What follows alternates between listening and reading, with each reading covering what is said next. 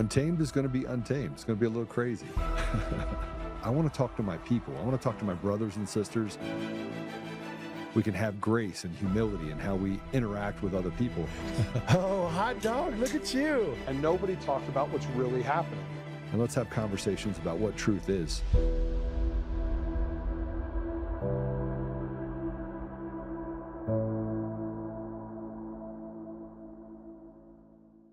President Trump, we support you. We support ICE. Our country was made for Americans, not for Somalis.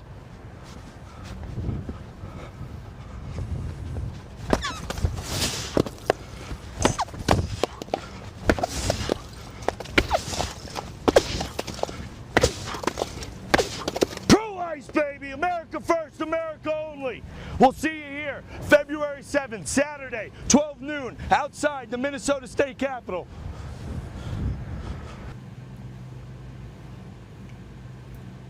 Let's get them.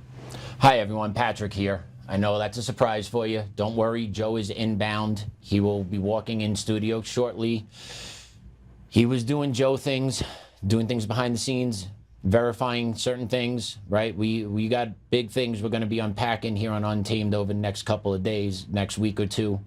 It's gonna start today, but Joe was out just making sure I's are dotted, T's are crossed, making sure we are completely factual with the information we will be bringing to you over the next couple of weeks. So please forgive us, but it was for good purpose, all right?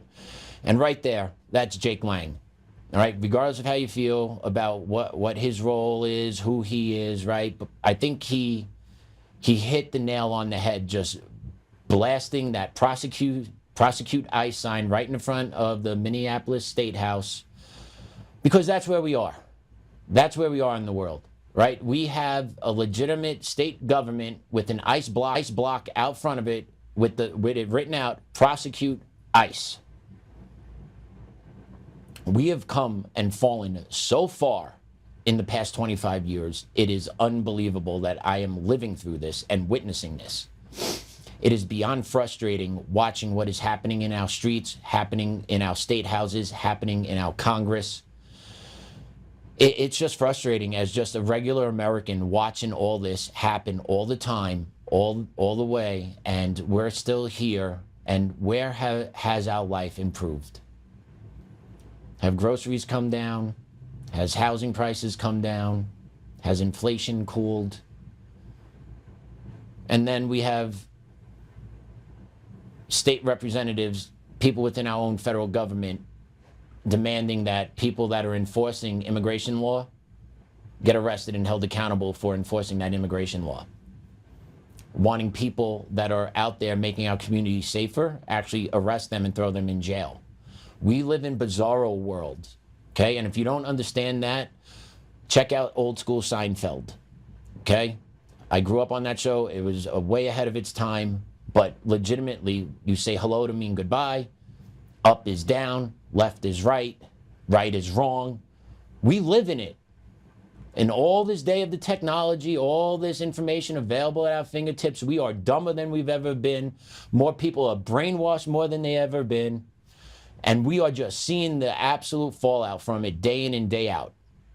And Jake Lang has been throwing some heat, right? He's gone to some protests, mixing it up with some people, kicking over the prosecute ICE sign in Minneapolis. And guess what happened to him? You think they just said, oh, no big deal, you know, Summer of Love 2020, we burned this city to the ground, but no one really got charged with any crimes. No one was forced to, you know, contribute or pay back to the billions of dollars done to Minneapolis, right? No charges, you know, we had no go zones, right? Did you see recently they had the streets blocked off where the citizens, those commies, were running the checkpoints and checking ICE, right? Like that city and state is so lost. They are lost. Jake Lang wound up getting arrested. Let's put the post up. Let's give everyone a good look at Jake Lang's mugshot here. Jake Lang's mugshot is out after his arrest in Minnesota. The conservative activist faces felony criminal damage to property charges for kicking over the prosecute ICE sculpture and turning it into pro-ICE. Where was this happening when they were tearing down Columbus statues and lighting buildings on fire and cars on fire, breaking into federal law enforcement vehicles, assaulting ICE agents on the regular, destruction of their property? Where are the charges for those clowns? Every one of them, where is it? Nowhere to be found, nowhere to be found, but let's go get him. Tells you everything you need to know about where the priorities of the state house and the governor of Minneapolis, Minnesota are. Right? It's right there. They are anti-American, but they camouflage as pro-American with the nonsense and rhetoric that they push. Right? They are so anti-American. It's egregious how much these people hate America, but yet are still in charge. Why? Because our elections are stolen. Plain and simple, guys. Like, it took me a while to really understand it, but I really get the system now. And the system is really designed to rob us of our voice, rob us of our representation, and then to select these political hacks to then legislate against the American people in favor of special interest and illegal aliens. American government 2026. Right? Our government actively works against us. Whatever President Trump wants, whatever President Trump kind of points the wheels in a direction, he is fighting through layers of bullshit underneath him. It is crazy to watch all this. It is crazy because, like, I have a different perspective now. I am kind of seeing more of it from the inside, and the information that has been made available to lawyers within the DOJ, and the DOJ still failing to act, pretty alarming. Information made knowingly to FBI higher ups. Information dead on the vine, right? And I know this because of the work I have done now. And things are not moving. Why? Why is there such resistance from within our own government that can actually make our lives as Americans better? Because those within the government, the ones that actually control those levers of power, still choose to not open those levers in favor of the American people. They fight it, they resist it at every step along the way. And we keep getting what we get. You get a frustrated American base. You get an angry American base. But then once that angry American base shows their frustration in any shape or form, squash you. Right? Like January 6th. Should people broken into the Capitol? Probably not, right? Probably not. But the way the DOJ went about it and just blanketed everybody, hit anyone on the right that was in the vicinity of the Capitol with charges and locked them up in the gulag. They knew exactly what they were doing with that. They were instilling the fear into the American right that if you act up, if you say anything, if you do anything, we're going to drop the hammer on you and you're never going to see your family. And the problem with that for us conservatives is that we love our family, right? So like we get put in a really difficult spot. Stand and fight and resist for our family on a public setting where public pressure can possibly move the needle on changes or possibly get arrested or most likely get arrested for attending an action like that. And then missing our family, like that, legitimately, that's what a lot of us conservatives wrestle with. If I didn't have a soon-to-be 4-year-old at home and a wife, I would love to be in the streets mixing it up with these assholes. Because enough is enough with allowing the ridiculous to dominate the talk on the streets, to dominate that they control and they need and deserve and want everything that they deem as fair. Bullshit. Work for it, earn for it. Okay? No one is discriminated against in this society. No one is oppressed in this society. No one's on stolen land on this society, right? But it's the rhetoric on the left that have brainwashed these mental midgets into behaving the way that they are. And they're like little infant toddlers now that are standing and screaming. And we give in to them at every turn. We give in to them at every turn. We give in to them. Bad parenting, bad leadership, okay? I kind of disagree with toning it down in Minneapolis. I disagree. We talked about it a couple weeks ago, right? I was saying the left will take and take and take and take and take until they can't. And then you make them to stop. But guess what? You already ceded 6 inches of space to them. And that's what's happening in Minneapolis. And that's what's going on all throughout the country now. Is that the playbook's out, how to resist ICE, how to push ICE, how to make ICE look bad. And now Trump is talking about we need to have a softer approach. Maybe, maybe not. But the numbers are what the numbers are, and us as Americans are continuously paying the price for having illegal aliens here that are mooching off the system, that are continuously committing felonies against their supposed community members. But yet these blue states and blue cities, finally Minneapolis are allowing these ICE agents in to take out the riffraff and get them back to wherever the hell they came from. But let's see if all these other blue cities and blue states, Denver, Colorado, Mayor Johnston, you gonna let ICE come in?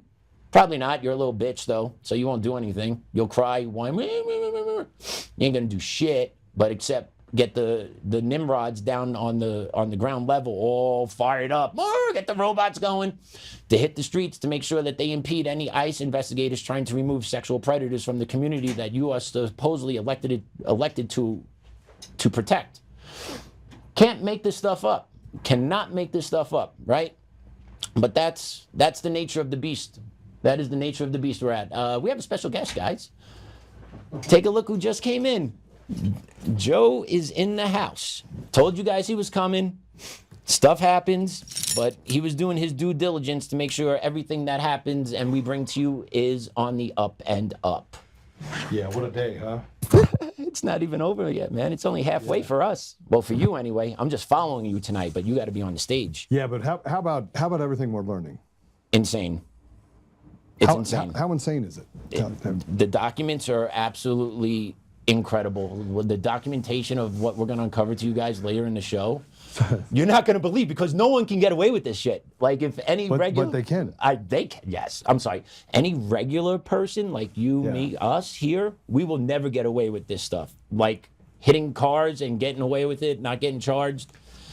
Yeah. And not to mention that you're a Supreme Court judge, right? So like just it's not even, it's one of the reasons why I'm late getting here is, well, let's talk about Polis being involved and Weiser being involved and affidavits that are under seal by other judges that are trying to cover for judges. I mean, you're talking, how big is the evidence? It's thousands of pages. It's a lot. We only got a little bit for you guys today because it needs to really be broken down and digested out. Yeah, listen to me, the entire judiciary in the state of Colorado is rotted to the core. Trash. The entire one. Trash. We only have the sheriff for a little bit. Yep. And we should jump right in and have Sheriff Mack on here with us. Maybe he can give us an idea of what's going on and see the things he wants to talk about. You do Sheriff Mack. I'm going to hop back in there with Damon to make sure Damon's good. All right, sounds good. All right, brother? Have a great show. All right. Sheriff Mack, welcome to the show, brother. Oh, you're muted. Turn your mic off. No problem. I know you're busy, and I know you're doing the Lord's work, so let's help as much as we can. Man, I tell you what, we've, I think you probably heard, one, I'm running for governor of Colorado. Two, we've been uncovering some massive fraud in the state of Colorado, and we're going to break some of that today. But Sheriff, you've been able to see this stuff over the last 5 years and probably the last decade before that, right? This isn't new to you. How do you deal with corruption that's so deep that you can't even see the bottom of a bucket that's 3 inches deep of water? Well, it's actually the reason I formed the Constitutional Sheriffs and Peace Officers Association back in 2012 and 2011, sorry. But it's actually the reason that I sued the federal government back in 1994. The corruption has been just so ubiquitous all over the country. If you look at the Clinton administration, look at Bill and Hillary and how corrupt they are and all the corruption that they got away with. It's astonishing what those two people, the crimes that those two people have committed, and they keep getting away with it. They flaunt it. They don't give a damn about America. Folks, this crap that Hillary Clinton cares about people, so she wrote a book called It Takes a Village. That was a pack of lies.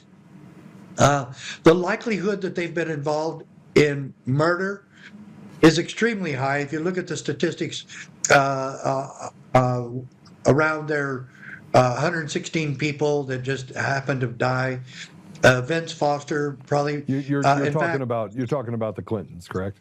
Yeah, Bill and Hillary, you bet. Yeah, yeah. And then you look at how corrupt Obama was, and that he ran guns down to the cartels in Mexico, got away with that, completely got away with it. Said he was, he wanted gun control, so he sent all the guns down to the cartels. And in fact, a Border Patrol officer was killed with one of those illegal guns that Obama sent down to Mexico. Gets away with it entirely, and all the other crap he pulled. But then look at the Biden administration. Could it be any worse than what the Biden administration did to America? The treason of bringing in international terrorist groups, the treason of bringing in the cartels, the treason of bringing in the pedophile rings and the human traffickers and the fentanyl. All of this was designed. It wasn't a mistake. It wasn't, oh, well, let's be more user-friendly at the border and let all these people seeking a better life just come on in without any vetting, without any law enforcement involved, without any protection, without any security. And there's two reasons they did it, but election fraud was the bottom line. Election fraud allowing, what are they saying now? Anyone that wants to vote, anyone in America, that means any foreigner that happens to be on vacation in America could just go register to vote and vote in our country. And if you oppose that, guess what? You're a racist. If you want people to have identification to vote and you oppose foreigners voting in our elections, then you're a racist and a bigot and a white supremacist. This is how utterly stupid it's got, has gotten in our country. And if you oppose anything of that, then they're going to come after you just like they've done Trump and the J6ers and anyone else that gets in the Democrats' way. It's the more we sit and have this conversation about what happened with Hillary and Obama, and we look at even the years that President Trump was in. For the first 4 years, he had the House, the Senate, and much like he did this for this one, House, Senate, and the presidency. They basically are just trying to reprint what happened in 2020 or 2016, right?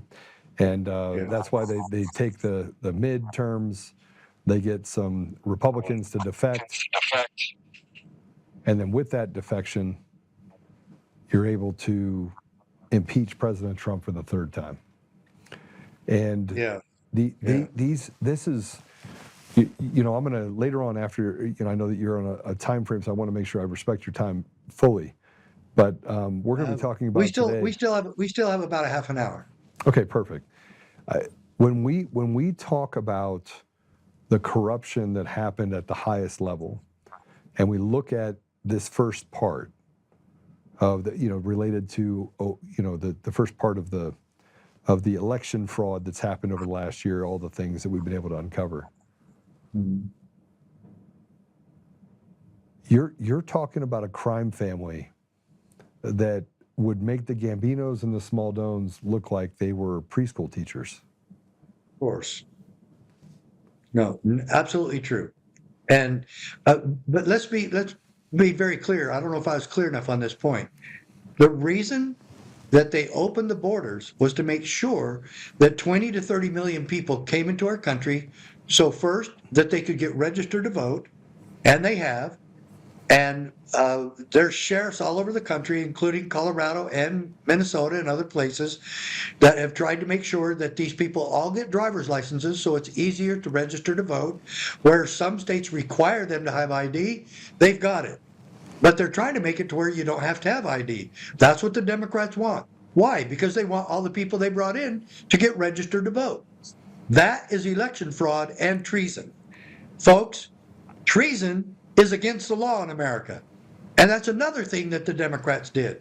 What they've done all over this country, where the blue states are in charge, that they've made sanctuary states, sanctuary cities, so that these criminals that came in across the border could not be prosecuted for anything. And let the Democrats know very well. And why anybody would vote for a Democrat anymore is beyond me.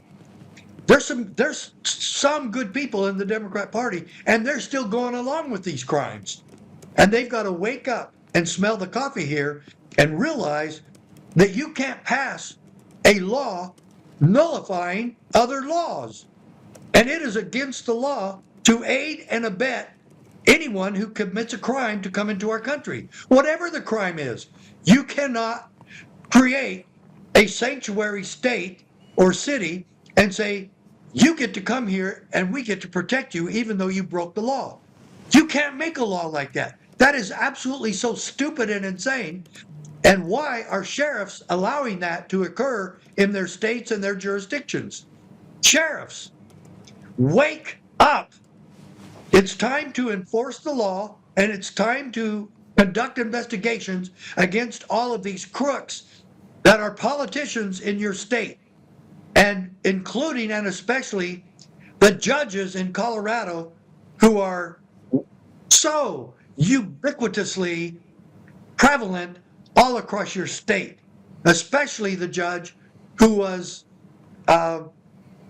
presiding over the case of Tina Peters.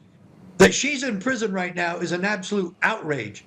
And that anyone in law enforcement had anything to do with that, that woman is a hero and should have been treated as such, and she should have been protected by her sheriff instead of a sheriff who acquiesced and went along with her arrest. This is absolutely an outrage.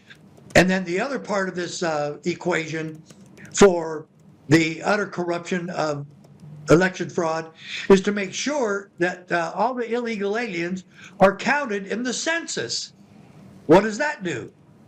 That gives more power to the leftist Democrat socialists so that they can get more gerrymandering done legally because of all of the people who are here illegally being counted in the census. Absolutely astonishing. And it is time for the citizens of this country to get involved. What did Jefferson warn us about? The price of liberty. The price of liberty is eternal vigilance.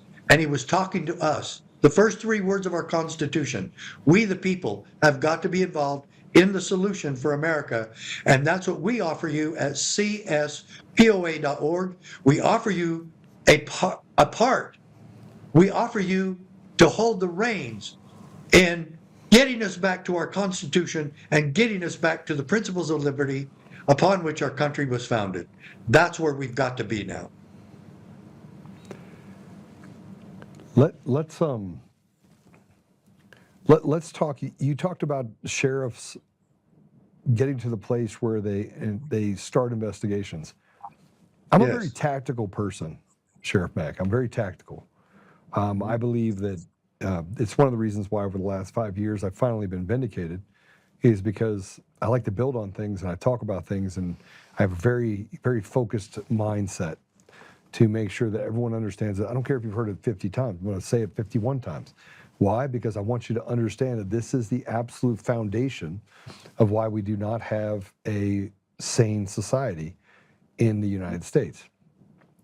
We talk about, and we have a very short memory as Americans. That's why they can say, hey, we have these Somalis that stole billions of dollars, and oh, now let's go after ICE, and someone in ICE shoots someone, and all of a sudden we're like, squirrel, and move over here. And we never seem to focus in on what the real problems are long enough to solve them.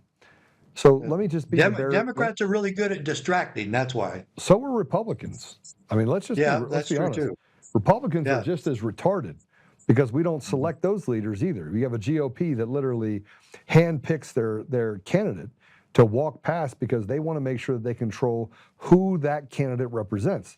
It's not a Democrat problem, Sheriff Mack. This is a systemic issue of the political apparatus and how rotted it is, and why it's actually rotted out everything else in our country. And that's the quiet part out loud, by the way. I realize that. It's not going to make me. Yeah, I wish you were wrong, but you're not. I wish I could argue that a lot better. The only thing I would say is that Democrats are usually a lot worse than the Republicans, but the Republicans keep trying to chase after the Democrats and be like them. So, yeah, and the rhinos are no better, Like, for instance, Mitt Romney. Enough said. Obviously a liar. And when Tucker Carlson came out with the truth about January 6th, he said, we already have the truth about January 6th. We don't need to watch any more evidence about January 6th. We already know the truth. So that's really what you're getting there a lot. And yeah, it's so corrupt. And right now, who can argue with the uniparty thing except for at least what Donald Trump has done to restore some sanity across our country? Well, so let's talk about tactically what sheriffs can do. You have Dar Leaf that's done some amazing work looking into the election fraud and the massive amount of crimes that were committed inside of the emails that were handed over by Stephanie Lambert because she thought she had a duty to report crimes that were committed. It has fallen on deaf ears. He walks it right over to the DOJ, has conversations with Harmeet Dillon, talks to Pam Bondi, Todd Blanche. You can walk down the line, puts out public pleadings to President Trump saying, here are the crimes that are committed. No one shows up at his door to pick up that information. Matter of fact, what could be the biggest breakthrough of all the crimes that have been committed could be on the front doorstep and would result in thousands of people being arrested. Crickets. Astonishing. So how do we as people have faith in sheriffs doing the right thing when the handoff from the sheriff to the DA has to happen, and the DAs are either feckless cowards that are basically going to do the biddings of the rhinos or this underpinning, the wizard behind the curtain, or you hand it over to a Democrat, DA, and they say there is no there, as we just heard in a case we're going to be discussing today. And the Clinton line depends on what is. So yeah, we've had that kind of stupidity and that kind of nonsense permeating. And look, I said this during the Obama 8 years. As long as the national media is protecting you, you can get away with anything. And we're still seeing that. But why is the same media that used to be pro-Obama is very anti-Trump? And yet we're still having these problems. And so I don't get it, because I believe Trump wants to do the right thing. But I still wonder then, why do we have Pam Bondi holding off? And why do we have Judge Jeanine Pirro, who believes in gun control and said anybody caught wearing a gun that is licensed and totally lawful inside Washington, D.C., she'll make sure they're arrested. And they'll take the gun and they'll be lucky to get it back. I mean, how is Trump putting up with her? And she's acting like this is just fine, that gun control and arresting people who have not committed a crime and taking their property without due process of law required by the Fifth Amendment. Well, why is she still in there? And why hasn't she been reprimanded and put in her place? And what is the NRA saying about her? So I'm going to call the Gun Owners of America and see what we're going to do about getting rid of her. Well, this is the problem that I keep having conversations about. What are we going to do? We run the clock, as you say. They run the clock, and we end up with nothing on the other end. The people have this thirst for justice. I think it was said best this morning when I was talking to a few friends. The Democrats are pissed, the Republicans are pissed, the independents are pissed. Everyone's pissed off. No one feels like they're getting any sort of justice. They all have the same feeling for different reasons, and they all think that the other side is actually the problem, when in actuality, we've become slaves to a system and to a people who were never elected to begin with. They were selected. So we are literally the plebes. We are literally the slaves, the sharecroppers on land that frankly, they tell us we don't own either. So how do we square that? How do we get to a place of accountability when the only people that are going to be held accountable are you and me?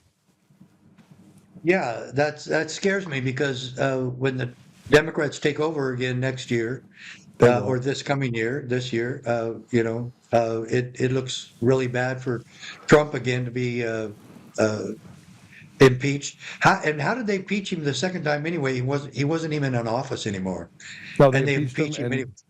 Right. I mean, again, it's a dog and pony show in order to embarrass It him is. because once he got out, then they went after him for felony charges that were fraudulent. Then they went after him and they did it in a jurisdiction where the system, I was able to have a friend of mine look into the picking of the jury pool systems. And I said, okay, let me ask you this question. How much data and how do they earmark all the people inside the jury pool system? And he's like, that's a good point. It's supposed to be a black box where it just spins and people are randomly chosen. No. Only, Sheriff Mack, that's not true. They No, it's not. chose radical leftists to serve on the board. The same way it should be where you put names in a hat of just random citizens and those are the people that would serve on jury duty. No, they don't do that. They literally stack the deck against the American people every single time. It was Jim Crow laws 2.0 against Trump. And I thought that the liberals all were against Jim Crow laws, yet they totally supported these same principles of Jim Crow laws. They totally supported that against Donald Trump. And that's why all of us who watch the insanity of the Democrats, it looks like this Trump derangement syndrome is real. And there's some psychiatrists who say it absolutely is real. But it's And working on certain kids because we don't have an offensive. We don't have an offensive that we're actually on our side to tell the truth. I mean, I sat down with 300 Democrats, and it took 4 hours to get to the point where I was like, listen, all right, here are the things you said you wanted. Check. I could do all those things. Those are all attainable things that we can do if I'm the governor of Colorado. And they were like, oh, really? And I'm like, yeah. And I listened. But here's my problem, Sheriff Mack. Even when you listen, we don't have the appetite of people in the state or in the country that can get across the finish line what needs to get across, because we have Judases and Brutuses. We have people that have a lot to lose financially if they fix the system so that it favors the people. Yeah, I'm afraid you're right. And the political structure is geared away, one, from our Constitution, and two, doing anything that will really help the people return to the principles of liberty. And I think overall, the backdrop of what you've been talking about really lies with the warning from General George Washington, or President George Washington at the time, when his farewell address, and he talked about the dangers of a two-party system. And he said that it would end up being the bane of American liberty. And it surely has been, because both sides are all about winning and protecting their team instead of following and enforcing the Constitution and the principles of liberty that God blessed this country with in the first place. And so we've gotten so far off track that I don't know if a return is possible. But we, you, me, and the rest of us in America, the Christians of America and the lovers of liberty and all patriots, and you don't have to be a Christian to be part of this, but there's a lot of Christians who aren't a part of this and who really should be believing that we've got to take America back. We've got to defund Planned Parenthood. We can't continue to pay funds to Planned Parenthood to kill babies and expect that we're going to avoid the wrath of God. And so there's so many wrong things going on. And that the IRS, so we've allowed the IRS to exist and to bully and to victimize the people of America for over a century now. And we keep putting up with them. Oh, yeah, you got to have them. And if our tax structure was honest and fair, and if our congressmen from both aisles, Congress would be honest and fair about our tax system, we wouldn't have an income tax to begin with. But if they were a little bit honest and fair about it, but no, they're not. They want to control the American people. They want us to be afraid of our own government. And it's time that we raised up in righteous indignation and make sure that we start prosecuting and investigating the corrupt politicians. Sheriffs can do that, and then get the grand juries in these counties to start acting. But we've got to take a big step towards an independent grand jury in every county in this country. plus an independent, courageous sheriff.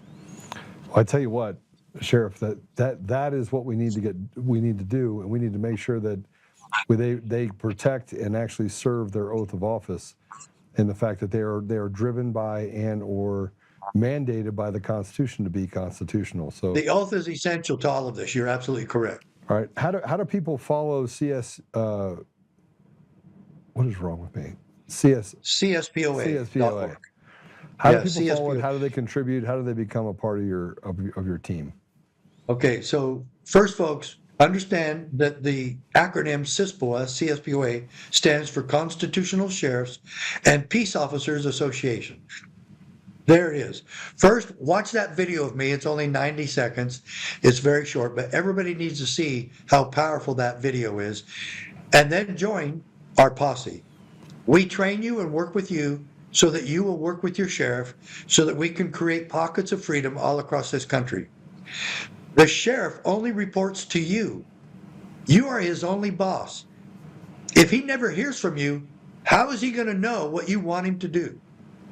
And it's essential that he understands his role in our constitutional republic and the oath of office he swore to protect our God-given republic, our God-given constitution. Folks, this is a peaceful and effective process. This is a peaceful and effective solution. And if we won't get involved in a peaceful and effective solution, just what will get us motivated and get us moving?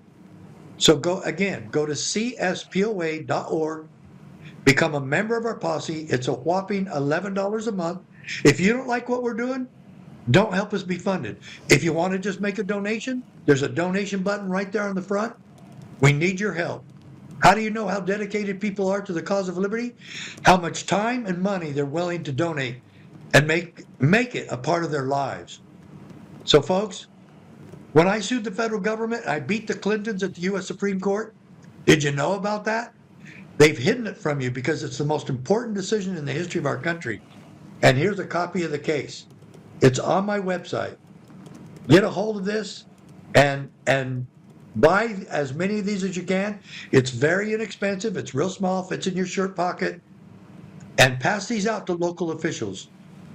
Where are we best served? What General Flynn said, local action, national impact. That's where we save America. We take America back county by county and state by state. So folks, it's time to get involved. It's time to wake up. Join us in the holy cause of liberty at cspoa.org. All right. Sheriff Mack, thank you. Thank you for your service. Thank you for the work that you've put in and the work that you've done. And you've been doing it for a long time. And you're not fatigued and you keep going. So thank you. By the way, vindication feels good. And I know that there are arrests coming and there are things going to happen either over the weekend, today, tomorrow, into next week. And so I look forward to seeing treasonous traitors held accountable for what they've done to our country over the last decade. Amen to that. And I thank you for your work, and God bless you in your race to be governor. We'll see. We'll see how it goes. Yeah.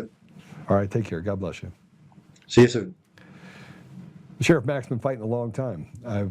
He's been one of the first people to get out there and talk about what sheriff's obligation was and how we can push forward on creating getting back to sensible. I had a conversation today.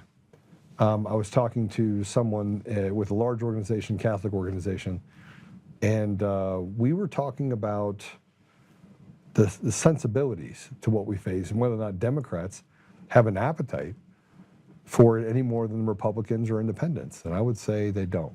Now, put on your hat, put on your helmet. What I'm about to go over with you over the next hour and 15 minutes is one of the most startling cases of a crime family that you've ever seen. There's a whistleblower that worked inside of this apparatus for over 20 years. His job was to make sure that ethics were kept. Then a man named Jared Polis came into office in 2018. He's been there for 8 years. In those 8 years, In those 8 years, he saw this degradation like something he's never seen before. He saw it from the outside because when he became a whistleblower back in early 2020, he was ostracized, thrown out. But the case was then taken to the DOJ. It was taken to different areas. Then they started looking at some of these improprieties. And what we're going to talk about today is a connection between Supreme Court justices, judges in the city and county of Denver, which is basically the hidey hole for all the corruption and terrible human beings that you could probably put in the same place.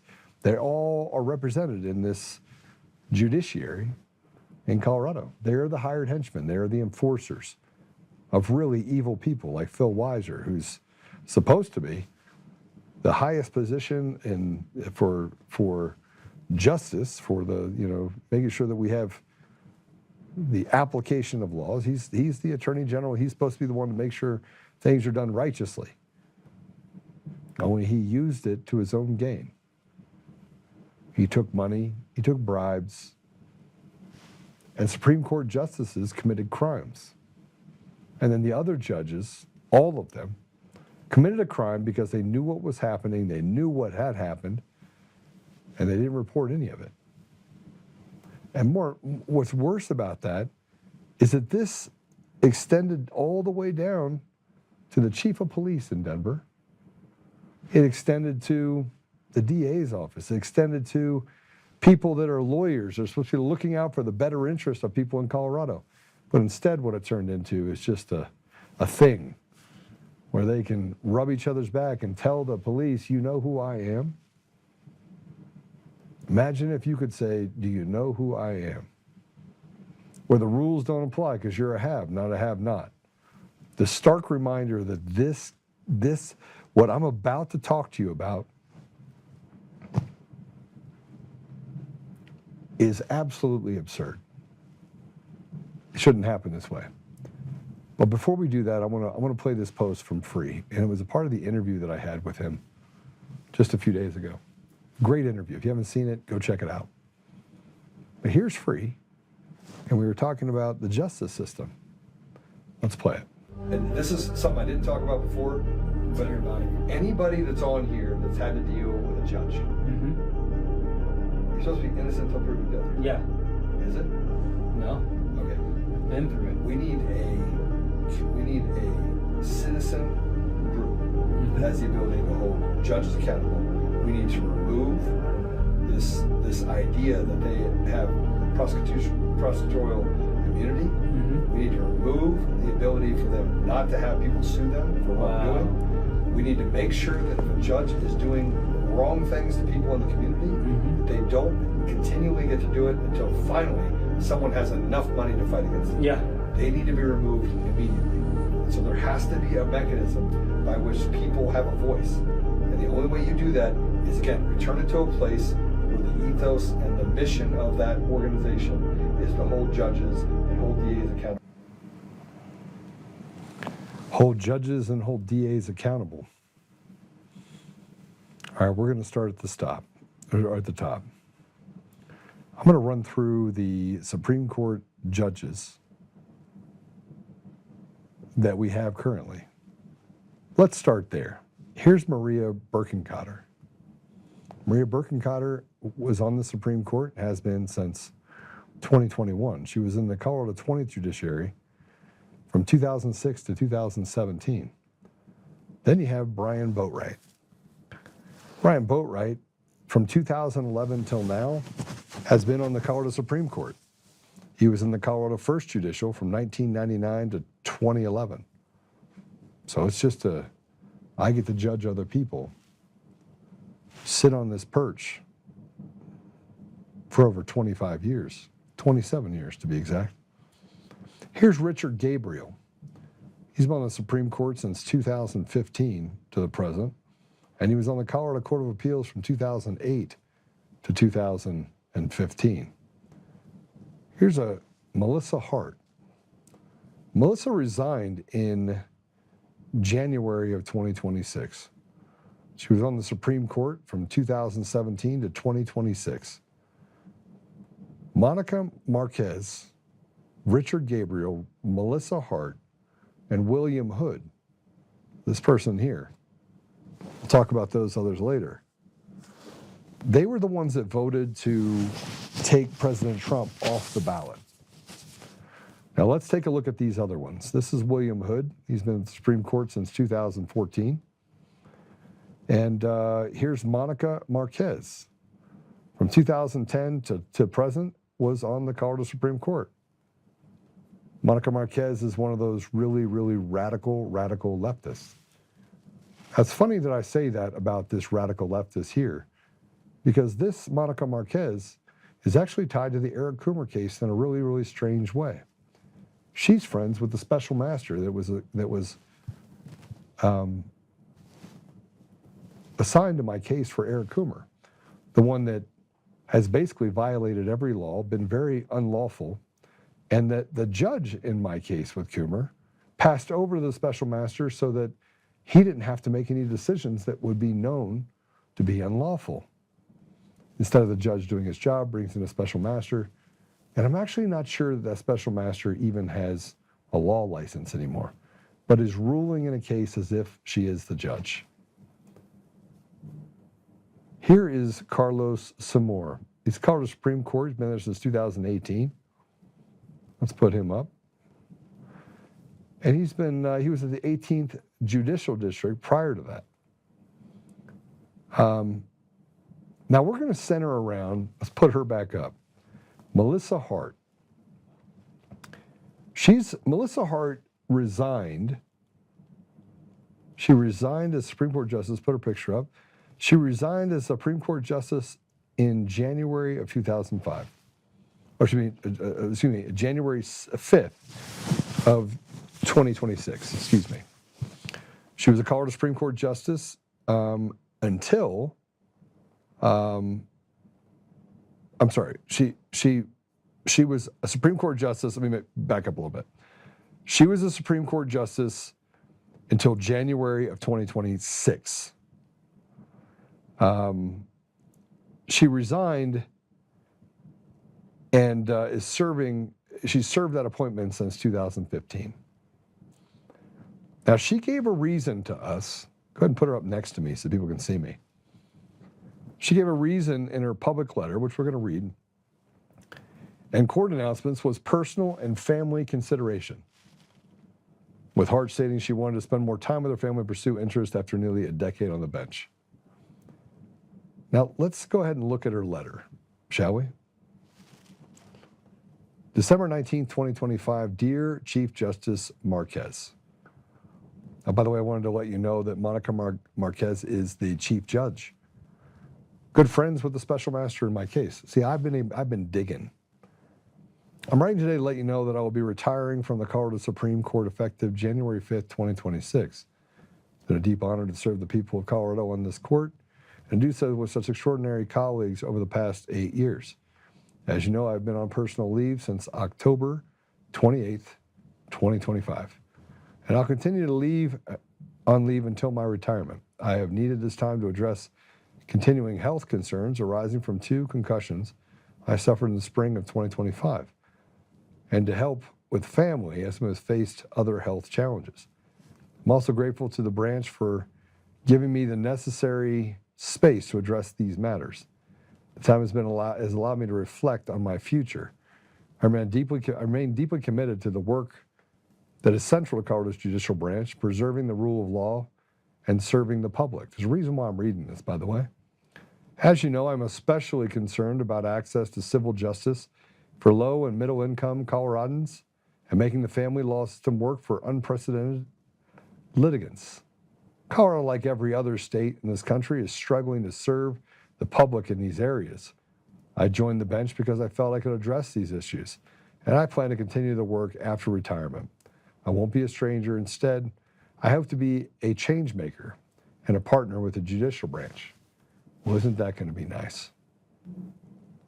These 8 years have been among the best of my life. I've loved working with the clerk's office of the court, with the staff attorneys, with the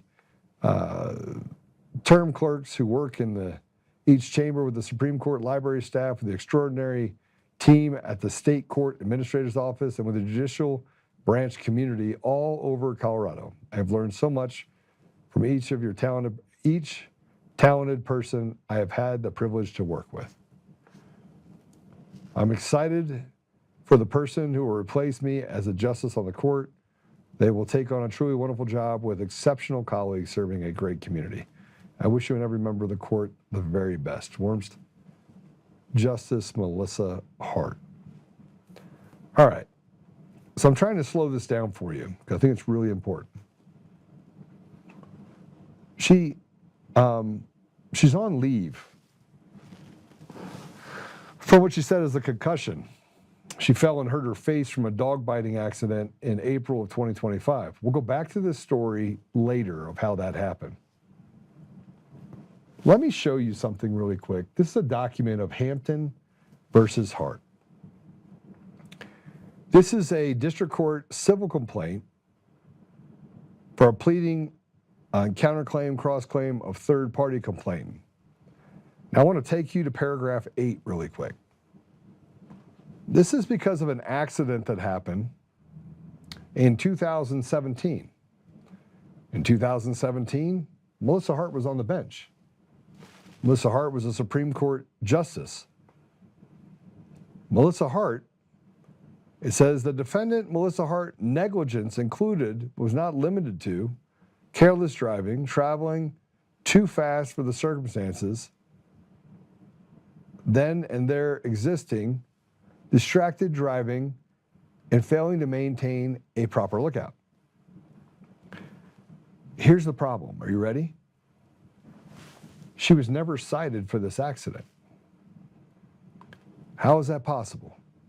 How is it possible that there was no police report? Well, let me just tell you, you don't know who she is. She's a Supreme Court justice.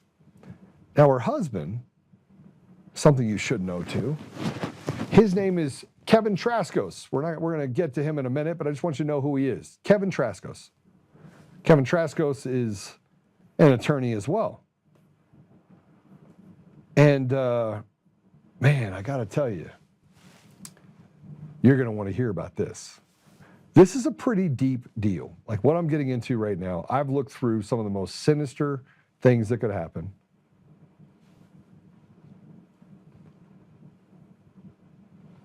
That's all right. We're going to talk about Kevin anyway today. I've been talking to people, by the way, related to Melissa Hart for quite some time. But she got in another car accident in March of 2025. And let's show that document if we could, please. Can we put that up? This is a hard copy of a traffic accident happened in 2025 in March. Let's go kind of move down through this document. Cover shows the name, so you see her name. Melissa Hart, there it is. Page 9, so let's go to page 9, the details of this accident. Can we go to page 9?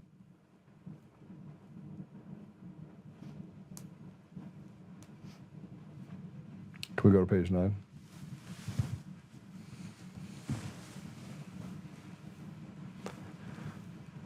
And so far, by the way, we've been having conversations. Here we go. Here's the initial report. Traveling southbound at a speed of 3 miles an hour in a parking lot, St. Josephine Street, Hill Stone Restaurant. On the west side, parked southbound on west side of building, colliding with a Ford, legally parked and left unattended, northbound in front of a Toyota on the west side of the building, going 3 miles an hour. Now let's go to the page 18. This is the diagram.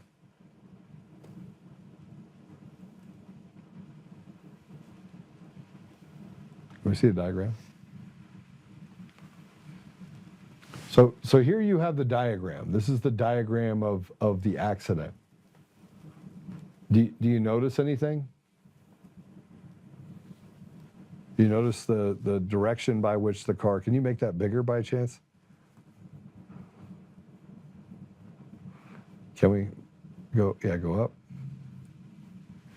And you'll see that there's kind of the picture of northbound, and it shows that here's the arrow.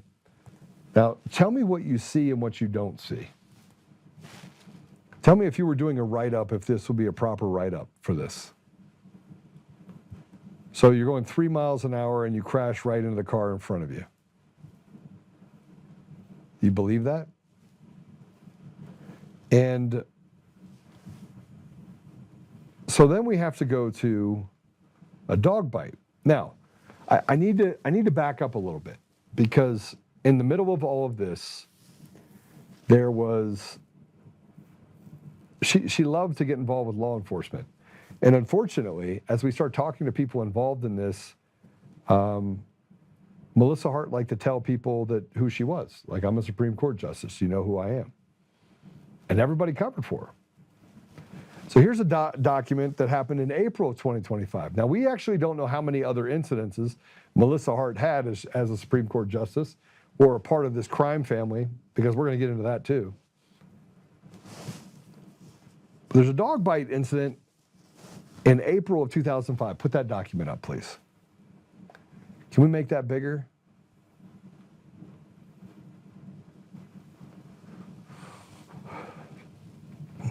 So on April 23rd, 2025, approximately 11 hours, so 11 o'clock in the morning, made contact with Mary Kathleen Matthews regarding a report dog attack, a dog bite. Excuse me. Let me go to the document real quick so I can also have it. Okay, maybe I don't have it. Do I not have it? Where's the document in here? So I can read it. Okay. I'll try to read from the screen. Upon seeking regarding a reported dog attack and dog bite incident that occurred the same day around 9:30 hours, so 9:30 in the morning. The call was reported via DAP dispatch the same day around 09:36 hours, 9:36 in the morning.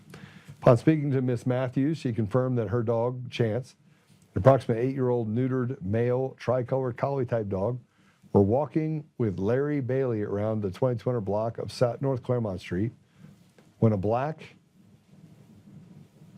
is that all they guess? Yeah. A black Labrador Retriever mix from 2260 Claremont Street ran off the porch and has started to attack Chance, repeatedly biting at him. Ms. Matthews confirms that Chance was frightened after the attack, but it appeared to not have sustained any injuries. She advised that while trying to kick and hit the attacking dog to get off of Chance, that she was bit on her right arm and faintly on her leg by the attacking dog. She stated the attacked dog's owner, Melissa Hart, ran after the dog and fell, injuring her right eye in the process of trying to get the dog, before finally regaining control and controlling the dog inside her residence.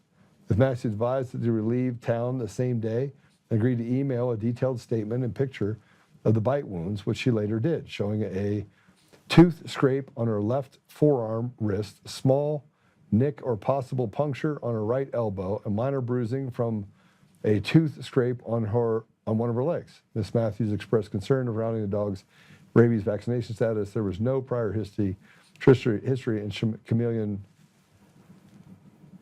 for the attack bite dog owner or address. Okay? Now, why am I breaking this down? Because you're like, Joe, this is just a dog bite. This is an incident. Here's the other narrative that you have. I believe this narrative is from Melissa Hart. She said she was arriving home. She had a large welt and bruise on her right eye, which she indicated had occurred during the attack bite incident. She was visibly shaken up from the incident while we spoke. She claimed ownership of Obi, an approximately 5-year-old neutered male, black and white Labrador Retriever type dog, who was laying calmly but alert behind the glass storm door while we spoke outside on the front of the porch. She accepted full responsibility for Obi getting loose, advised that it was holding his collar and opened the door when a maintenance worker, when she slipped out of his collar and charged at Chance. She stated she ran after him and fell, hurting herself before she was able to get Obi back inside. She admitted it was traumatic to see Obi acting that way, and she knew that it could be reactive towards other dogs. She advised going forward that it would place elsewhere in the home, secured before the front door was opened to prevent any potential further issues. She provided me proof of the current rabies vaccination, blah, blah, blah, blah, blah. Go through it. Quarantine release was scheduled for the phone on May 3rd, 2025 at 0900 hours. I warned her about licensing for Obi and her other dog, Molly, a spayed female black miniature poodle type dog. I advised her that I would be issuing a court summons for the incident, explaining the charge to be issued. I issued Melissa Hart for the violation of Denver Revised Municipal Code, animal attack or bite, and DRMC, potential dangerous animal. She acknowledged, understanding, and accepted the court summons without any issues. Court was scheduled for June 4th, 2025 at 0800 hours. Okay? Do we get all that? You got all that? Now, why is that important? Why are we going through this whole thing about the dog incident? Whew. Now we have to get into what did she do? And I'm not sure, why are we going into the Christopher Gregory stuff without finishing off this? Why is that not in there?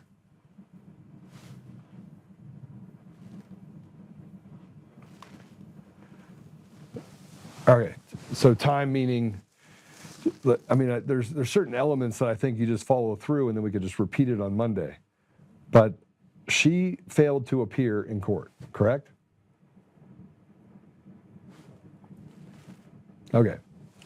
So let me talk to you about what happened with the dog bite incident. So she had a crash. She didn't go to court for that crash. Okay? She was issued a summons. She did not show up for court. So that was for the accident that she had, the second car accident she had, and she didn't show up for court. So there was a bench warrant out for her arrest. Now there is a sealed affidavit. There is a sealed affidavit that I cannot get my hands on, that I'm going to get my hands on because someone else has it that isn't under seal. And so this is what I was going back and forth with before. And there's some trepidation as I walk through this case because this ties to a larger case that I told you about before of bribery, fraud, criminal activities, conspiracy, you name it. Now, let's back up for a minute and talk about the fact that she just missed a court date. She's like, I'm not going to go to the court date. What happens when you don't go to a court date? You're arrested. You have a bench warrant out for your arrest. So when she actually had the dog bite incident in April of 2025, there was a warrant out for Miss Hart's arrest. When the police officer showed up, though, police officer says, hey, this is what we have to deal with. We have to issue a summons. Was she arrested?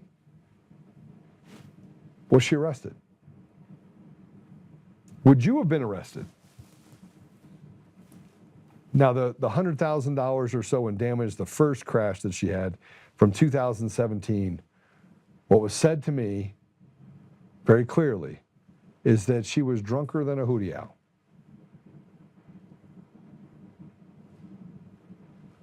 Now, since this has actually happened and there's multiple people involved in this, I said before that I would bring the receipts for that specifically. I don't have that receipt in front of me, so I'm going to say allegedly she was drunker than a hootie owl. Now, I've had conversations with a witness. I think that they all know. I think Melissa Hart knows who these witnesses are.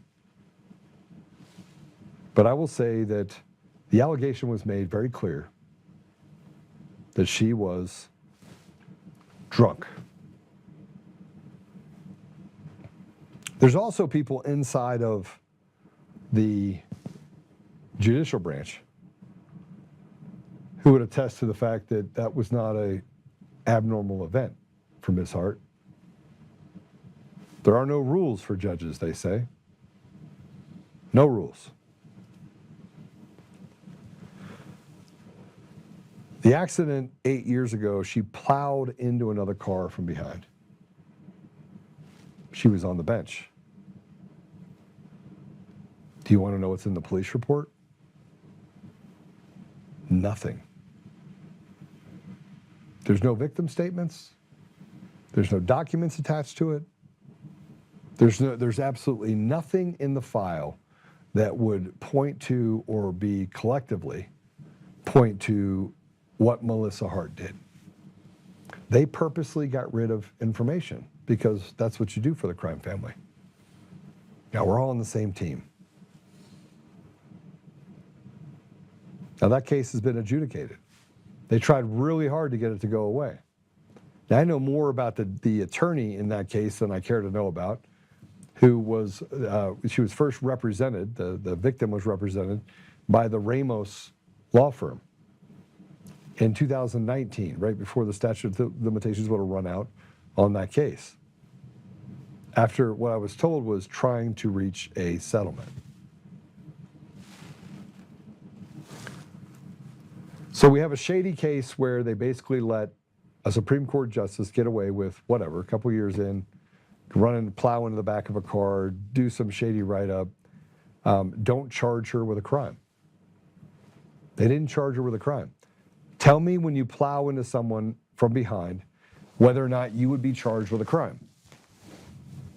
Would you be charged with a crime? You plow into someone, you're going to get a ticket, right? Is that what happened to her? No, it's not what happened to her. She failed to appear on her second accident. We still don't know how many other times this Supreme Court justice decided that she would commit crimes. She had a warrant out for her arrest. A warrant out for her arrest, had a dog bite incident. They ran her. They knew she had a warrant out for the arrest. Did they arrest her? What is the process for which, if you have a bench warrant, that you either arrest them or don't arrest them? But what the police officer did, at probably the discretion of somebody above that police officer, was just tell her to go in and take care of it. Are you treated the same way? Is anybody here treated the same way? Do you get to just walk in and say, I'm going to do whatever I want?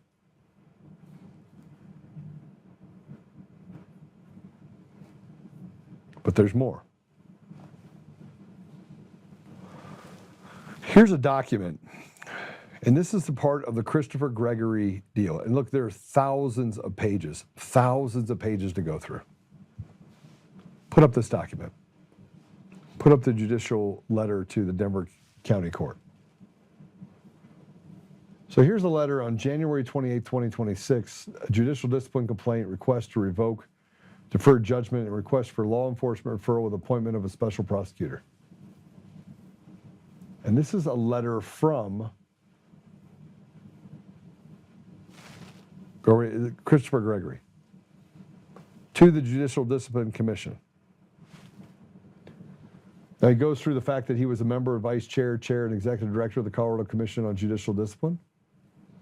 He's familiar with the code. He maintains that the ongoing retaliation is probable cause to suspect the justices of the Colorado Supreme Court, the members and staff of the CCJD, and others have committed or are committing various crimes, including retaliation against a witness or victims, first-degree official misconduct. My efforts to report these suspected crimes to law enforcement have been systematically obstructed, consistent with the overall pattern of depriving me of the fundamental right to be heard. Commission of these suspected crimes has now been further facilitated and complicated by the justices not disqualifying themselves and proceeding to grant Ciatori and Trujillo v. People, granting a review on request on whether People versus Hickman, goes through that, created a rule that a person cannot commit retaliation against a victim or witness when the victim or witness is not yet testified or being scheduled to testify.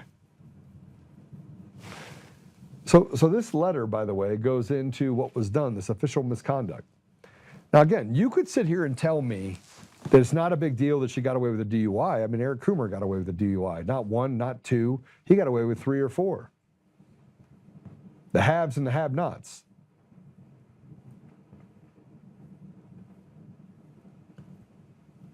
And this led to Christopher Gregory going out and getting all this information together. Now, we're going to have one of those witnesses that for Melissa Hart that's going to come on the show.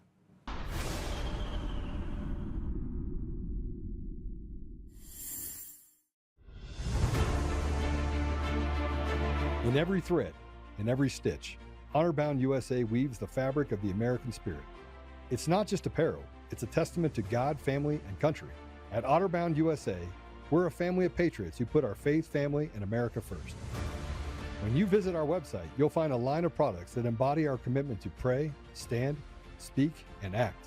As the official site for the Untamed podcast, all of our products proclaim speaking the truth with courage. We also have the powerful documentary from Professor David Clements, Let My People Go. Identify yourself as one of the few who are willing to stand for what they believe in. Join the Honor-Bound USA family today. Wear it as a badge of honor, commitment to the values that shape us, and a pledge to the bright future we will build together. Because when you're honor-bound, you're not just wearing a brand, you're embodying a lifestyle.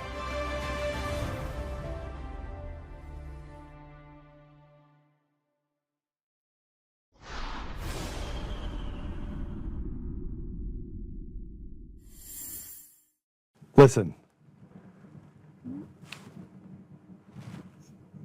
she was on probation, and we're putting together this kind of all these different documents. There's thousands of pages.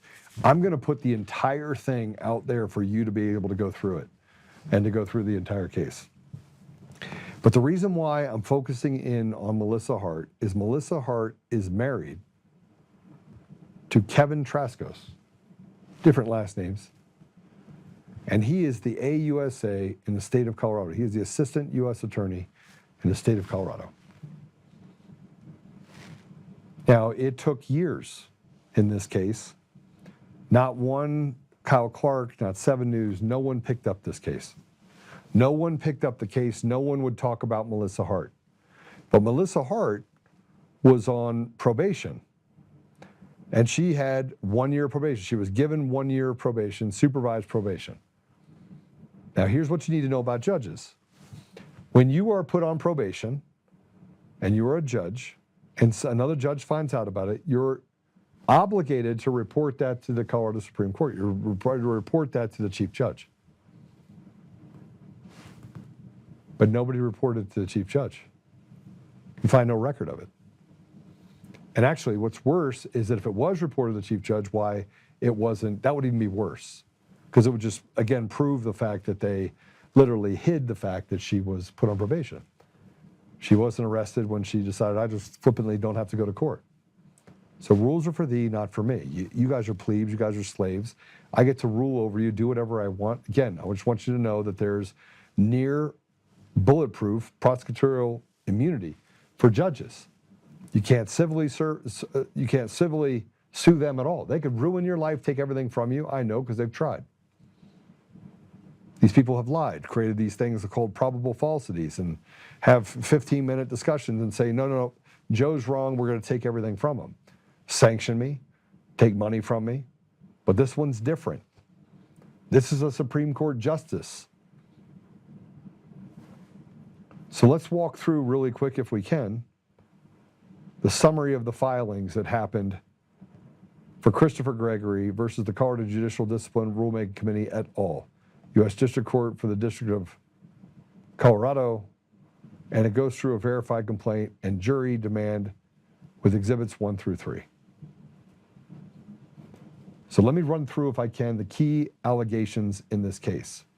Now, I just told you about a Colorado Supreme Court justice, the highest court in Colorado, that has stricken down multiple attempts by many conservatives to seek justice that was not given, and they just deny cert. They're like, yeah, we can just screw you, because the Supreme Court's not going to pick it up. So you have a cabal of people that tried to keep President Trump off of a ballot. The same cabal of people who has an obligation to report the misconduct over and over and over again of their drunk counterpart. They have an obligation to report it. They have an obligation to report it, and plays these games to make sure that she went to the prosecutor in this case and said, I need you to hold on to this. I need you to suspend it until court is out of session. Hid it. And only resigned after the QTAM became public and the complaint was filed. That's when she resigned. And here's what makes matters worse. The AUSA in Colorado, Kevin Trasco, was not supposed to have any access to this case. And in a conversation he had with someone else, he stated, well, I looked at it and there is no there. Well, we've now had multiple attorneys look at this in multiple states. I have the entire file that's being printed off right now, and I'm going to personally take it to DC with all the different outlines of the things that crimes that were committed and by who, with the corresponding documentation to show that the entire city and county of Denver courtrooms, courthouses is nothing but a crime family that can get away and do whatever they want while doling out punishment for people with impunity. And now it makes sense of what I said about free. By the way, it doesn't affect me. None of that stuff affected me. Like I'm going to be fine. I'm going to walk through it. I have enough information that I will be able to go after Judge Marie Avery Moses. I will be able to go after the attorneys for the state of Colorado. I will be able to go after this new judge. And the special master, man, let me just tell you something. Suing her is going to be my pleasure. I want to talk to you about a case that the AUSA refused to investigate that is so deep and criminal that the fact that we haven't gotten to the place where this case has attracted the attention of the DOJ could only have happened if Kevin Trasco wouldn't have stood in the way and said, nothing to see here, don't look at it. Right out of the Bill Barr script book, right out of the Pompeo script book. Nothing to see here, do not investigate it. So let me just tell you about the guy that is at the head of this lawsuit that we're able to uncover. And we're going to do this all next week. All next week, I'm going to pick apart and show you every one of the exhibits. The plaintiff is Christopher S.P. Gregory. He's a former member, vice chair, chair, and executive director of the Colorado Supreme Court, the Colorado Commission on Judicial Discipline. He goes through and pinpoints a multi-year conspiracy happened to all happen during this time that this guy named Polis was in office. It's a conspiracy by the Colorado Supreme Court justices and judicial oversight bodies to shield themselves from accountability from criminal violations and breaches of Colorado Code of Judicial Conduct. Court claim is justices engaged in a prolonged scheme to knowingly conceal a nearly $3 million in bribe public fraud involving former SCAO Chief of Staff Mindy Masias during the ongoing federal required statewide audit by the Colorado Office of the State Auditor. Masias was fired for suspected alteration of financial records, occupational fraud, later confirmed via fraud hotline, dishonesty, and other misconduct. Concealment of material information from the OSA is asserted as probable cause for suspecting the justices committed ongoing violations of law. Now let me just go through the facts that support these allegations. The scheme lasted for more than 6 years. The justices publicly admitted concealing the material information from the OSA during its audit process. So they said, yeah, we hid it. We hid that information. A crime. There's another crime. Is anybody get arrested? No. Even when you actually have a bench warrant out for your arrest, you don't get arrested because you're the Colorado Supreme Court justice. The justice publicly admitted this, and Masias' misconduct, final records, alteration, fraud, dishonestly, were verified through an internal fraud hotline investigation. The OSA audit is described as an ongoing, continuous, and federally required, elevating the alleged concealment to a federal concern. The plaintiff invokes 42 U.S.C. 1983, 1985, 1986 civil rights conspiracy claims, 28 U.S.C. 1651, all Writs Act and supplemental state claims under 24-31-1204- or subsection 8, CRS likely tied to the Colorado AG or Judicial Oversight Authority. It's all a criminal cartel. And guess who it includes? It includes Phil Weiser. He can't run away from this. Like you can look at the data and you cannot run away from it. Jared Polis, can't run away from it. Your Secretary of State, Jenna Griswold, can't get away from it. You can try, but it'd be difficult for them to say they didn't do any of those things. We're gonna end it today with this. Melissa Hart resigned after committing crimes. The other judge covered up those crimes. The other judges covered up those crimes. Every one of the justices has an obligation, has an absolute obligation to report. 100%. Not a you have partial obligation, you have an obligation to report it. And they didn't report it. And they again swept it under the rug. When Christopher Gregory brought this case, he brought a stack of information and a stack of stuff that they could put in and be able to hold people accountable for things. None of that stuff made it because it was all destroyed. But somebody kept a copy of some of those things.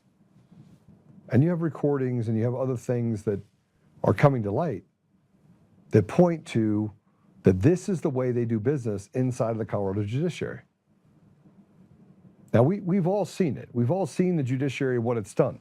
Yesterday, we talked about the federal court and what the federal court specifically did to a executive order that Biden put out there that just expired. And that federal court, that judge said, you know what? I'm not going to let you let it expire. You don't have the ability to let that executive order expire, even though the executive order was set with a time frame so that it would expire. So I got to ask you the question. Who are the rules for? Who are the rules for? A lawless society where judges can just make law out of thin air and decide what the people do. You can't sue a judge. They have immunity. They're out doling out $2.5–3 million bribes. And yet, as we sit here and have this conversation, not one person is in jail. And they make sure that, just like when we talked about Dominion, the fact that Lisa Flanagan Crane, married to Mack Crane, whose brother works for the election company inside of Denver, she handles the computer systems through Dominion to steal it. Matt runs the county clerk's recorder, makes sure that those systems stay online and that nobody tries to take Dominion out of the equation or any of the election systems out of the equation by saying it's misinformation, disinformation. And then the brother makes sure that he has a close eye on what's happening inside of one of the election systems in Denver. Crime family. So you got the justices and you got all these people that are doling out and handing out money. You have a judge in Denver, sat on the bench, who killed himself because he was downloading kiddie porn inside of the judiciary while he's doing cases. And what happened to him? Oh, he killed himself. He took care of the problem. We don't seem to get any justice. This is a big enough case that the DOJ should have picked it up. The DOJ should come in and literally drop the FBI in the middle of it, confiscate Here's something that nobody seems to know that I found out today. You ready for this? The court system inside of the Colorado system is using a system called Slack. It's an internal communication device. Many of you guys know what Slack is. If you're in the business world, you know what Slack is. And when you go actually do any sort of FOIA request or anything else, none of those records are actually kept because they're deleted. It's considered outside of the confines of their email system. How do I know? Because we have 2 cases where we asked for what we already had a picture of for the Slack files, and they wouldn't give them to us. They said they don't exist. We took a picture of it. We know it exists. The entire judiciary is basically fraudulent. There's no part of the judiciary in the state of Colorado that is, that's why judges are actually leaving. That's why good judges that have been there for 20, 25 years are like, yeah, I want to get away from this. And what they don't seem to understand inside of the Colorado judiciary is that people are talking about it because they're tired of it. People are documenting it. People are speaking about it. They're speaking about Melissa Hart. They're speaking about Kevin Traskos. They're speaking about Boatright. They're speaking about Márquez. They're speaking about Phil Weiser. They're speaking about Polis. Next week, we're going to break out. I'm just going to walk through the details related to Phil Weiser, Jared Polis, Jenna Griswold, the legislature, and actual documents that we have that show a criminal conspiracy for these people to sweep things under the rug, and not one person would be held accountable for their behavior. I want to keep in mind that one of the chief judge in the Colorado Supreme Court resigned in shame in 2021 because of this, and was not criminally charged, even though what he did was criminal. Again, I'm going to ask you the question, who are the rules for? The process is the punishment. They get to get away with whatever they want. They get to tell a police officer, do you know who I am? Don't write anything up. Who then calls, gets on the phone, talks to the chief. Chief's like, yeah, just let her go. Write me some flimsy deal. Don't write her a ticket. Does $100,000 in damage, drinking at the time, and nothing happens to these people. Nothing happened to Eric Coomer. Slammed into a building, left the scene of the accident, tried to influence a public official, committed a felony. What did they charge him with? Careless driving, which they knocked down and gave him a $250 ticket. He committed a crime. Would you have been able to get away with the same crime? And you want to know why people commit crimes? Well, because they know that the system is absolutely crooked. And the only people that they're going to do is they're going to try and throw the book at good people. At some point, we are going to have to fix this. I think that's why I'm running for governor. I'm running for governor because I want to fix it. I want to throw it all out. I want to get rid of prosecutorial immunity, period. See, what they want to do is they want to hold police officers accountable. They want to say, hey, if you shoot someone, you can go to jail for the rest of your life.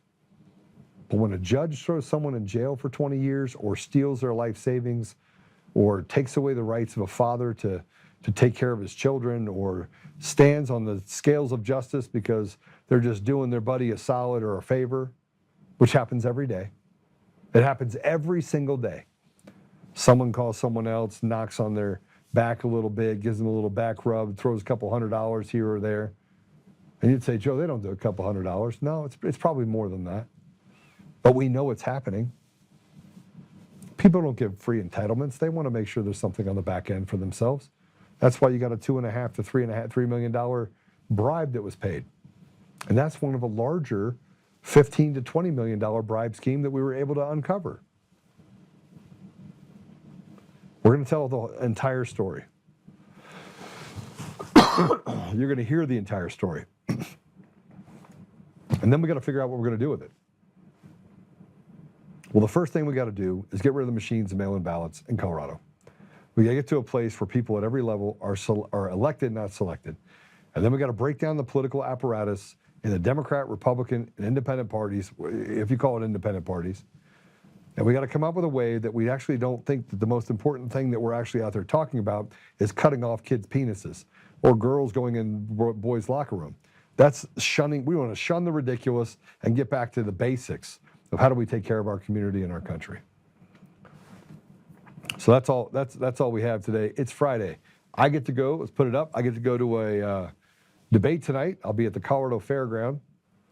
If I do not come talk to you, it is because there is heavy security at this event. And it is not heavy security because of the 3 others. It's heavy security because of me. They love me. The radical left loves me. And Rhinos love me. They really love me. So we'll talk about that. Let's pray it out. You have any questions? We have anything that anybody said that I need to look at?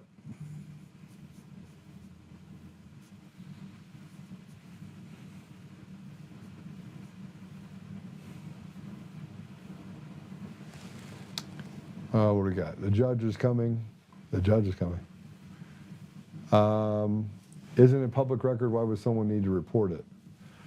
Yeah, so let me just explain to you why it's public record, why you need to report it, because nobody had access to it. So when you go into court and you commit a crime and you're the judge and your job is to look over the probation on that case. When you do that, you have an obligation to say, well, this is a Colorado Supreme Court justice. They committed a crime, they're on probation, then they have to report it. But it doesn't exist. Had Front Porch Company, been away for a while and trying to catch up. 1.5 speed up, Melissa Hart. Wonder why I like to use Slack. Yeah, they love to use Slack. Hey, good luck tonight. Yeah, well, you guys will see it. We'll try to, I think we're going to broadcast it, so you'll be able to see it there as well. 2 Chronicles 7:14. Oh, amen. Thankful girl. Appreciate it. All right, let's pray. Father God, the further we get into this, the worse it gets. I didn't have as much time today to kind of walk through all the things that I think are important, but we'll get back into it on Monday. My concern is that we keep chasing the idea of having a society that's driven by ethics and morals, and yet we find out every day that it's quite the opposite. Father, help us not to get to that place where we just feel like we're fighting an uphill battle. We know there is a way to stop all this injustice that's happening in our communities and that's allowing them to enslave us on a day-by-day, week-by-week basis. Help us, Father, we may fight against it, but not become the very thing we're fighting against. And help us when we get to that place where we can start examining how we can roll back the clock and stop all of this grift, graft, and corruption, this rot that we deal with every day inside of our society. And lastly, Father, I just ask in this case that the person that committed these crimes, the people that committed these crimes, that they'll be held accountable, that someone will stand up and do the right thing. I ask these things, Father, humbly in Jesus' name. Amen. I think what I'm going to do is I'll probably take a 2 or 3 hour deal and I'll just walk through every document. I'll show you every document. I'll read you the complaint, and I think that'll be easier. And then as we start getting into the Melissa Hart deal, we do have a guest that's going to be coming on that was a part of this whole story. And so I want to give that person some time too to talk about the crimes that were committed by Melissa's Hart and how that person thought things went during that situation. But as you can see, nothing happens to anyone that commits a crime that is a part of their little crime family. It just doesn't happen. So have a great weekend. You guys keep it real. Pray for me.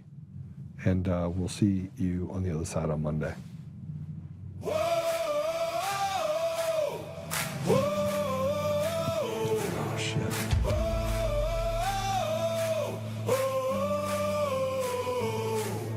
Rising from the fight for the forgotten and the free, exposing rigged machines, Kuma's lies, dominions deceit, pays a grand each day, shielding truth from corrupt halls, but he won't back down, standing tall through it all. Argentina Peters break the chains that bind her tight, hand count votes and one day bring the fraud to light. No more mailing scams, no machines to steal the night, restore the people's voice, make Colorado right. Governor Oltmann, lead us bold and true, badass for the have-nots, fighting through and through. Abolish property tax, cut the tolls away, shrink the bloated state, let the people have their say. It's our rally call, truth and freedom rise and watch the tyrants fall. Untamed Colorado, strong and proud, we'll be one man for the people, set our great state free. Help the single mom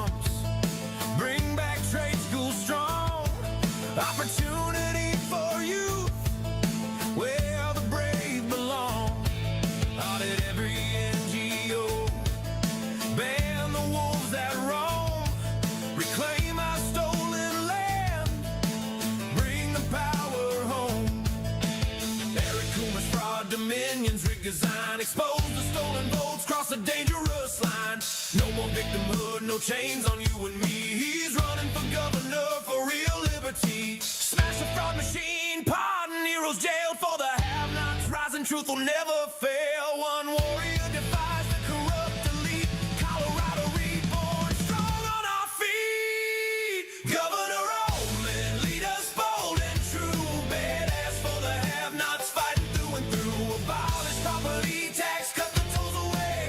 Shrink the blow to stay, let the people have the say. Governor Oltmann, it's our rally call.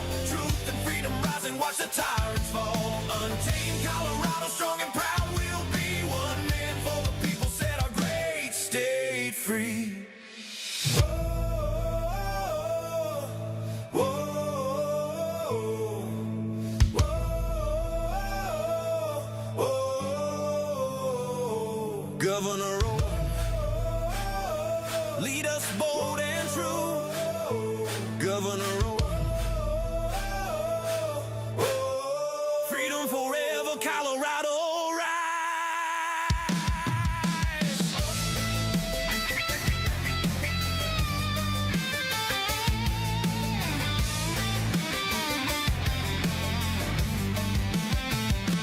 Governor Oltmann, Governor Oltmann, Governor Oltmann, Governor Oltmann, Governor Oltmann, Governor Oltmann. Whoa.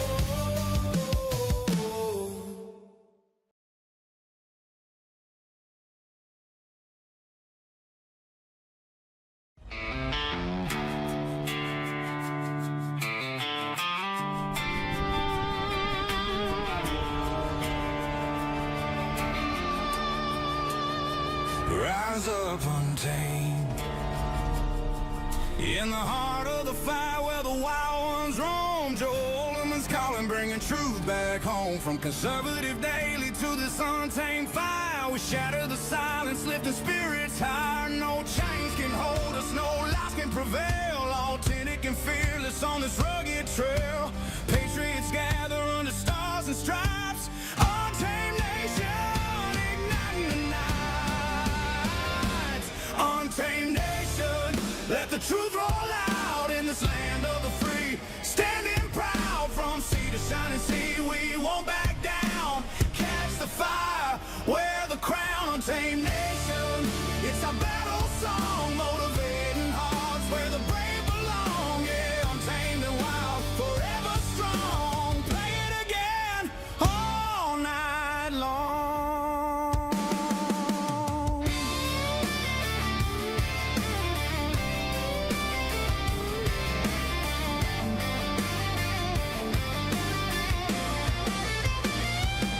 Break the mold, chase the real.